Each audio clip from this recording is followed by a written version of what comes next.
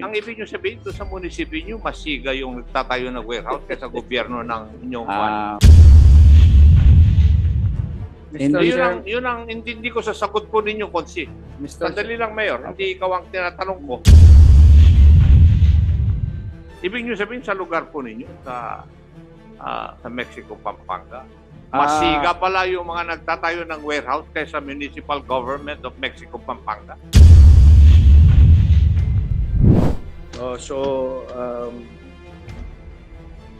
A follow-up question sa NBI.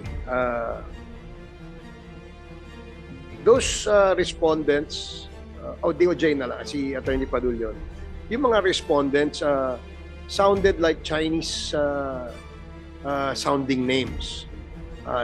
Other than those listed as incorporators of Empire 999, there are other 6 who are Chinese sounding names. Is that correct? That is correct, Your Honor. Wala bang Pilipinong involved dyan?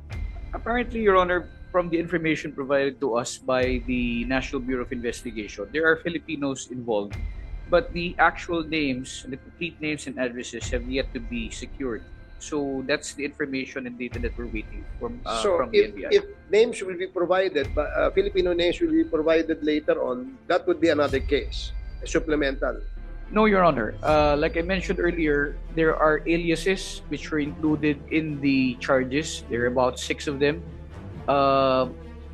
Initial query from the National Bureau of Investigation, we were informed that these are Filipinos. Some of them are Filipinos, but we have yet to get the actual names and identities of these people, Your Honor.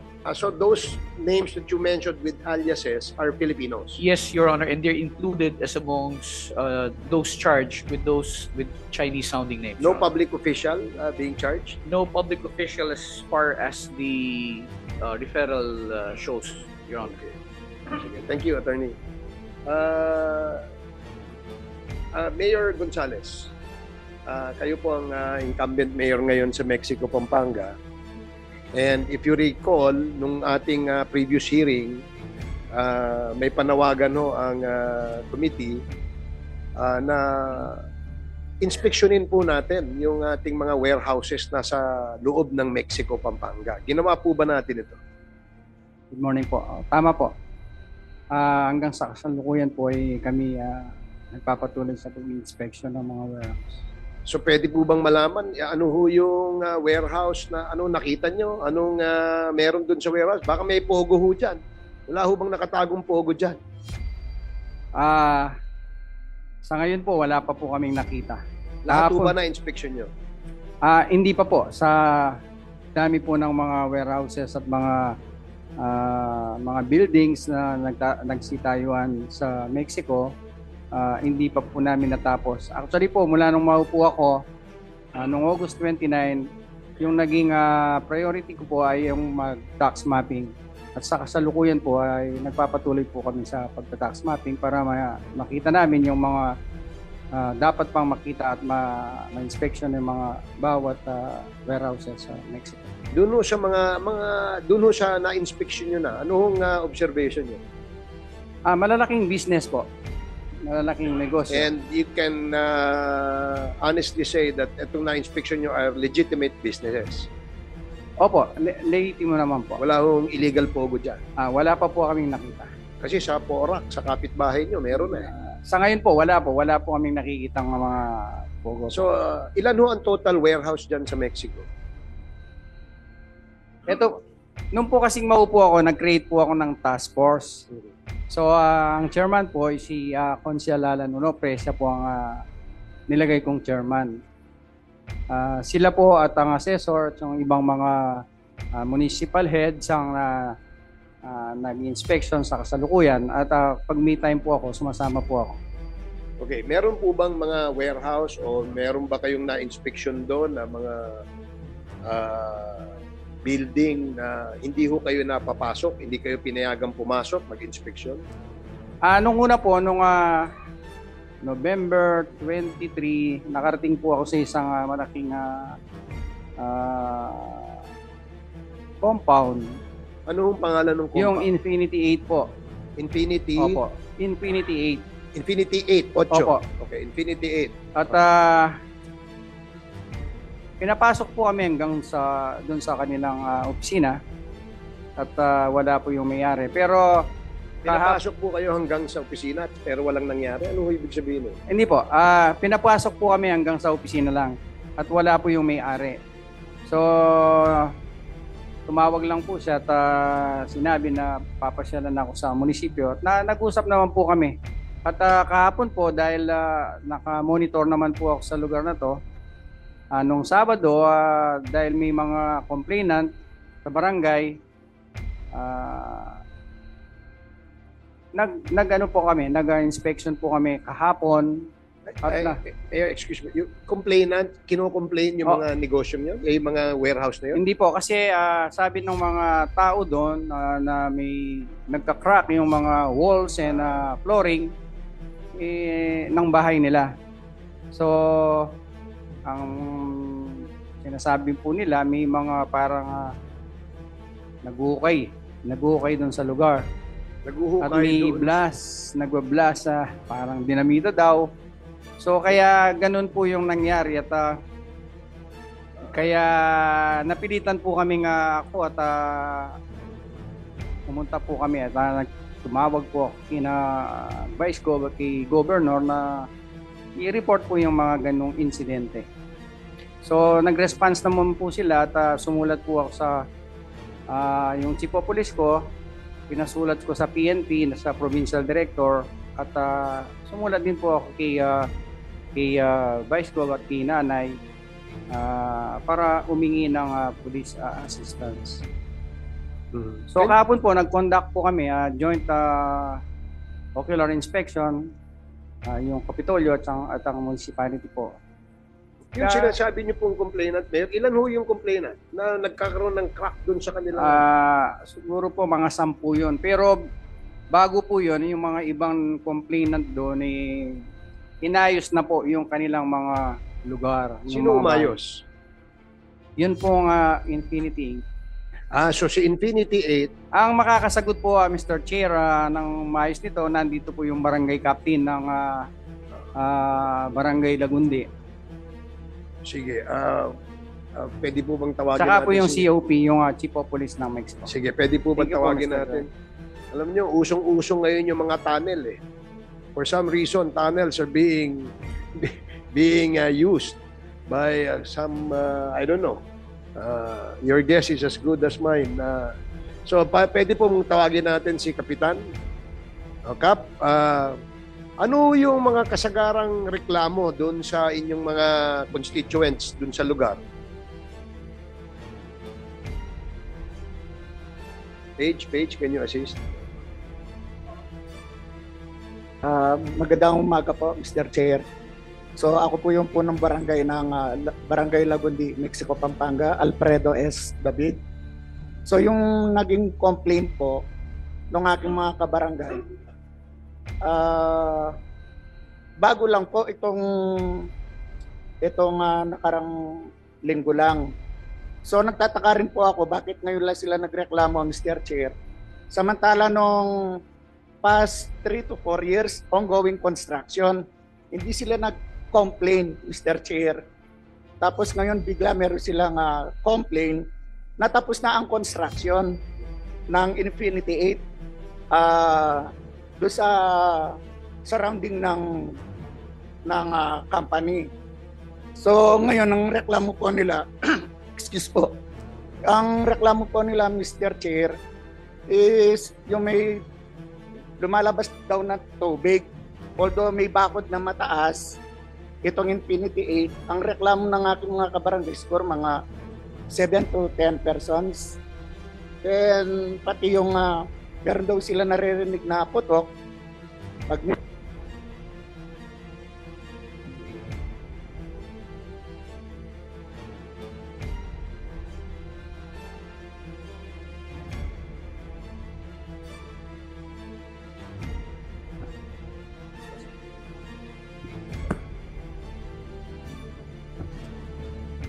ayun po, Mr. Chair, yung complaint po nila na meron daw tubig na lumalabas do sa mga, ito po yung bakod ng Infinity 8, ito yung mga nagrereklamo na residential katabi lang ng bakod ng Infinity 8 na So mataas na malapit bakod. na malapit po doon sa Infinity 8. Opo, Mr. So Chair. kapag ka ang kanilang kwento ay merong pumuputok, merong silang naririnig, totoo yun, malamang. Totoo po yan. Naririnig nila eh. Totoo po yan, Mr. Chair. Totoo po yan. Kasi nung nagtanong po ako sa kanila at ang naririnig na putok regarding do sa mga transformer ng PELCO, kasi siguro nag-overloaded. Kaya pag minsan may times, minsan pangalawa, may report sa akin ng LG yung mga nasasakupan ko is ang problema do sa transformer ng PELCO sa electric. So yung pong pumuputok doon ay hindi dinamita, kundi pumuputok na transformer. Yes, Mr. Kayo Chair. po ba, Kapitan, nakapasok na ho kayo doon sa compound ng Infinity 8? Opo naman, Mr. Chair, lalo na pagka dumarating po si Mr. Alex Goong, yung owner po ng Infinity 8. Alex, Alex Goong po. hindi Goo. Goong. Goong, may NG. Meron po. Okay, so na-inspeksyon nyo ho, nakita nyo yung compound, wala ho bang hukay, wala ho bang mga tunnel doon, wala ho ba kayong napapansin? Ala naman po, Mr. Chair. So wala hong doon. So may access naman pala ho kayo doon, nakakapasok naman pala ho kayo. Opo, Mr. Chair. So anytime pwede kayong pumasok kahit na nung oras bilang kapitan.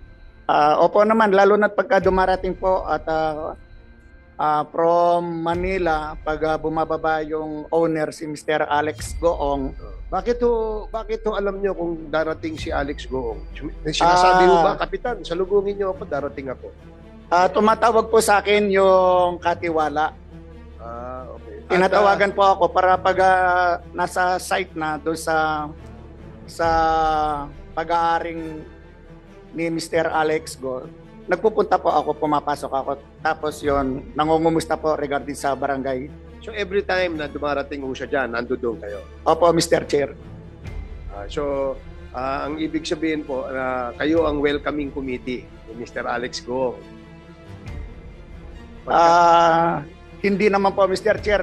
Gawa siguro nung bilang po nung barangay, yun, lagi lang ako pinapatawag dahil nasa jurisdiction ko po yung business. Okay, sige po. Maraming salamat sa inyong information. Salamat din po. So Mayor, mga ilang porsyento na ho ng warehouse doon sa area nyo ang na-inspection nyo na? Mr. Chair, ito pong chairman ng task force ang sasagot na dahil siya po ang laging lumalabas sa kadila ng busy po ako. Pag hindi po ako maraming ginagawa, sumasama po ako sa business. Sige, maraming salamat. Napaka-importante ho kasing malaman natin na alam nyo ho yung nangyayari doon sa lugar para hindi ho tayo nagugulat. Kagaya nitong Shabu, dyan sa area sa Mexico, nagulat ho tayo na merong hong warehouse pala dyan na ang pagmamayari ng isang Chinese at meron palang Shabu dun sa loob.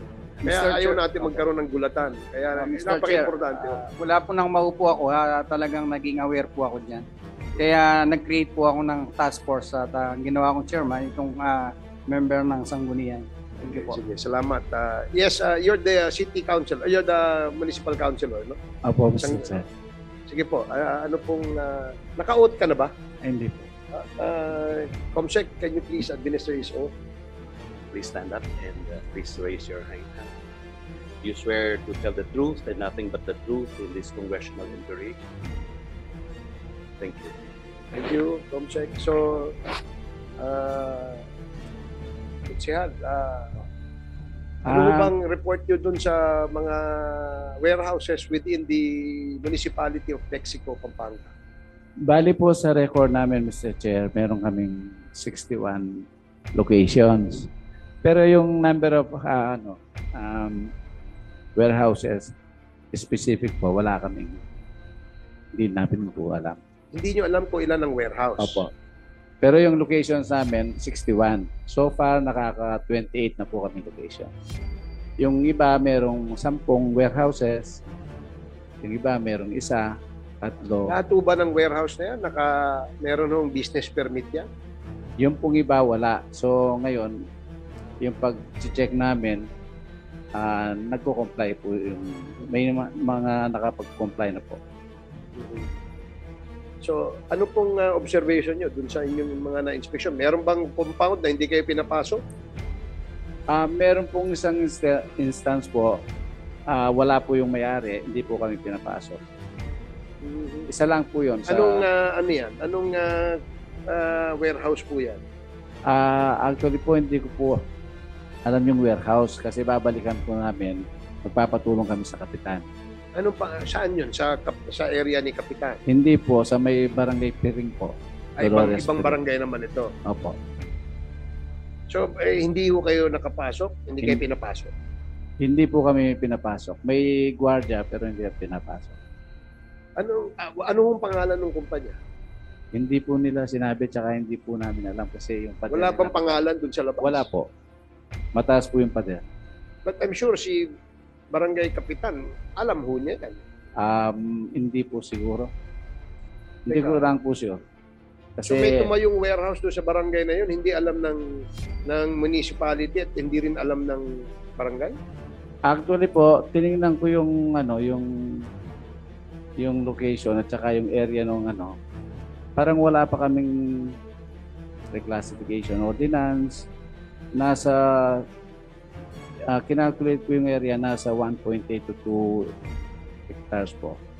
Yung area yun. Opo. May mga building. Meron po, Mataas warehouses. ang bakod. Opo. Malaki ang gate.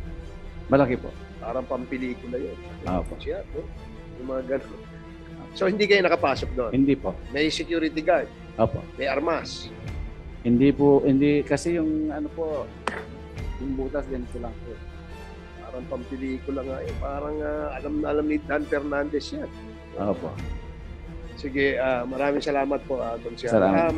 Hindi next hearing, Mayor and Konsyal, paki-update po kami dun sa inspection yung gagawin po dyan. Mr. Chair, Yes, Congressman Nato. pwede lang po ako magtanong. Please proceed. Konsi, lahat naman po natatayo ng warehouses doon sa municipality po ninyo, kukuha ng building permit. Sa po namin, Hindi po ba? Lahat ng construction, dapat yung munisipyo ay dapat kumuha ng building permit. yun po ang Yung mga dapat. pagbabakod, kumukuha ng fencing permit. Di Yun po ba? ang dapat. Yun ang dapat. Opo. Ibig bang sabihin, hindi nyo ginawa yun? Hindi po, meron pong mga na nagko-construct na walang permit. Bakit nyo pinapayagan? Hindi po namin pinapayagan kaya nga po itong municipal engineer. Bakit namin. nakatayo po? Ibig nyo bang sabihin, Konsi, lahat po ng warehouses na nakatayo may building permit? Can you guarantee that to this committee? Hindi po. So, sasagot lang po ninyo, Konsi, ay may mga warehouses na itinayo na walang building permit. Tama po. Ano po yung gagawin nyo dapat? Kami, ipapasara namin yung kung Kung yung hindi po kayo pinapasok, ay walang building permit, may karapatan ba silang piitin kayo na pumasok? yung pong ipagbawal. Yes, kasi sabi po nyo kanina sa pagtatanong ni Chairman, meron kayong gustong pasukin na warehouse, piniit kayo ng gwardiya. Apa. Di dapat tinanong nyo kung meron ba kayong building permit. Pakita nyo sa amin. Ayaw nila po kaming i-entertain. Ang ibig nyo sabihin doon sa munisipyo nyo, masiga yung nagtatayo ng warehouse kaysa gobyerno ng inyong yun ang hindi ko sasagot po ninyo, Konsi. Sandali lang, Mayor. Hindi ikaw ang tinatanong ko. Apo. Kasi ang pagtatanong ko, nagmumula sa sagot niya sa chairman. Tama. Di po ba? Apo. Ibig nyo sabihin sa lugar po ninyo, sa Mexico, Pampanga, masiga pala yung mga nagtatayo ng warehouse kaysa municipal government of Mexico, Pampanga. Actually po, ngayon hindi na ganun. Pero noon, siga sila. Dati po. Ganon. Thank you, Mr. Chair. Thank you, Congressman Akop. Konsi, tanong ko lang ulit, nakadikit kayo, hindi kayo nakapasok sa loob pero nandun kayo sa may area, no? Opo. Anong nakita mo doon? Warehouse ba yun? Building? Actually po, hindi ko po nakita yung sa loob, pero nakita ko po sa satellite, sa imagery, sa Google, na may building. So building. May So structure hindi po. siya warehouse. Hindi, warehouse. Sa tingin ko, base sa interpretation ko dun sa imagery, ano po siya? Warehouse. Kung warehouse siya, yung warehouse tambakan. Tapos po, ang business nila is junk, ganun. Junk shop. Yun nga, ang business permit nila ay Wala. Hindi ko po alam kung may business permit kasi hindi po nga po kami pinapasok. siguro si Kapitan will be Apo. be able to tell us kung ano yung permit na sinecure nila. Kasi yun nga, yung pagbabakod nga, fencing permit, kailangan mo yun. Ganito po, Mr. Chair, ganito po kasi. Yung mga kapitan kasi, wala po silang alam madalas sa mga nangyayari sa barangay. So, yun po ang madalas. Ngayon, iniwawasto po namin yon, yung ganong proseso. Binibigyan namin sila ng power, sinasabi nila namin sa kanila yung power para mag-check dun sa mga nagpapakonstruct kung may mga permit o hindi. Na bago magkaroon ng building permit sa munisipyo, dapat meron munang construction permit sa kanila. Yeah, tsaka naka-specify sa building permit kung ano yung gagawin, di ba? Kasi kung ito ay building, parang yung nangyari sa Banban, Tarlac, parang call center yung dating, it must be something else, no? We're not concluding, but speculating lang naman tayo. Kaya napaka-importanting ma-inspection. At sana sa susunod na hearing, mabigyan nyo kami ng impormasyon tungkol sa. Yung Infinity 8 yon pala, kay Kapitan pala yon. Yung sa inyo, hindi mo alam yung pangalan, ano? Hindi ko po alam. Okay. Yung kay Infinity 8, Kapitan, sa loob, di ba, nakakapasok kayo, sabi niya, ano yan, building? Meron po siyang building residential, then meron din po siyang warehouse, Mr. Chair. Anong building residential? Bahay? Bahay po. Tapos, pera pa yung mga warehouse po, Mr. Chair. Gaano po kalaki, more or less, yung lote, Nasa 10,000 square meters po yan. So, 1 hectare. 100,000 mahigit hectares po. Bali, 100,000 hectares? Kasi 10 hectares po. Sorry, Mr. Chair. 100,000 square meters. Yes, Mr. Chair. Okay. Ilan ho ang building sa loob? Yung building po, 3. 3 yung building sa loob. Ilang palapag po yung building? I think nasa 5 po. So, bawat isang building may 5 palapag. Yes, Your Honor. Maraming anong nasa business permit nila? Yung Infinity 8, parang junk shop po yun eh. Ang gandang junk shop niyan. May 5 may 5 palapag na junk shop. 3 building pa. Sigurado kayo, Kap? Yes, Your Honor. Na junk shop ang negosyo niyan? Opo, Mr. Chair. So, ano yan so, Mayor, siguro baka, are you aware of the business permit na sinecure nung Infinity 8? Sir, ganito po yun. Kung i-allow niyo po ako, Yes, ito lang po. Nung po maupo ako bilang nag-assume ako sa office noong August 29, isa po sa mga tiningnan ko yung lugar na yan. At doon po ako nag-create ng task force diyan sa mga warehouses o bodega. Nung pumasok po kami diyan, tiningnan ko yung mga business permits niya na wala naman po. Walang existing na permits. At ang sabi ko sa treasurer ko, pag magbayad ngayong 2024, nag-monitor po ako diyan. Ang nangyari po, hindi nag-report sa akin yung treasurer. Ang ginawa ko, last week, pinakalkal ko po yung mga business permits niya. At nagbayad lang po siya ng application na 5,000. Which is nung 2023 po, 4,900 lang yung binayad niya. Wala po talaga silang mga business permits. Sabi ko, kahit yung mga business permits and building permits, wala po. Kaya ang ginawa ko po, may 2 letter na po akong pinadala dyan through municipal engineer. Naka-receive na sila ng 2. Yung 3 po, ipapa-receive ko this week. After po nun, kung hindi siya mag-comply, ipapasara ko na po yung lugar na yon, yung Infinity po. Papastop ko po lahat ng mga activities. Yan yung Infinity 8. Opo. So, narinig mo naman siguro yung Kapitan. And in addition po, noon pong last Saturday, nag-meeting ako with all department heads at saka yung mga concert. Pinatawag ko rin tong kapitan eh. Ang sabi ng kapitan niya, ayaw niyang pumunta eh. Pinasundo ko lang ng pulis yan eh. Oh. At tinanong ko yung kapitan na yan, ang sabi niya sa akin, tinanong ko kung may barangay permit yan. Ang sabi niya, meron. Sabi ko, within today, kailangan kong makita yung barangay permit niya. Hanggang ngayon, wala naman sinadmit sa akin. Yun lang po, Mr. Chair. Oh, anong masasabi mo, Kap? Nasaan may kopya ka ba ng business permit niyan, building permit niyan? Yung sa building permit po, wala kami. Pero yung business permit po, nakapag-apply na po. Yung records po namin, yung files, nasa barangay treasurer ko po, Mr. Chair. Meron po siya, apply po siya ng business permit, yung Infinity 8. Mismo ang mayor nagsasabi, wala eh.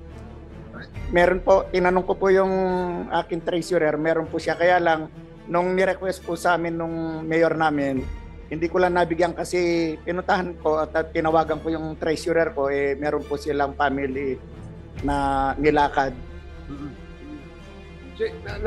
Alam mo, yung mayor ang supposedly aware dun sa lahat ng negosyo sa buong sinasakupan niya.